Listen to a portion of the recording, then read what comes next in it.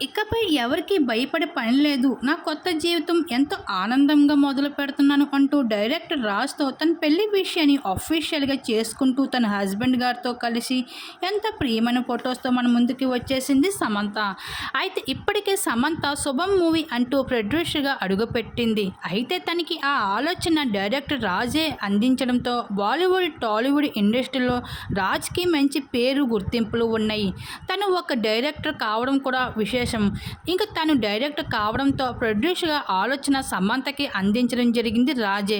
అలా వీరిద్దరి మధ్యన సన్నిహితంతో పాటు బిజినెస్ రంగాల్లో కూడా కలిసికట్టుగా ఎంతో ముందడుగు వేస్తున్నారు ఇద్దరు కూడా.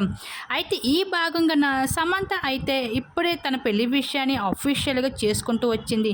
అయితే తన కష్ట సమయంలో ఎక్కువగా తనకు తోడున్న వ్యక్తి డైరెక్టర్ రాజునే పెళ్లి చేసుకుంటుందంట. ఈ విషయాన్ని కొన్ని ఫొటోస్ ద్వారా అభిమానులకి షేర్ చేసుకుంటూ వచ్చింది న్యూ బిగినింగ్ అంటూ. అయితే డైరెక్టర్ రాజ్‌కి ఆల్రెడీ పెళ్ళయి పిల్లలు కూడా ఉండడంతో ఆశ్చర్యం కలిగే విషయం అని చెప్పుకోవచ్చు శామ్ ఫ్యాన్స్‌కి.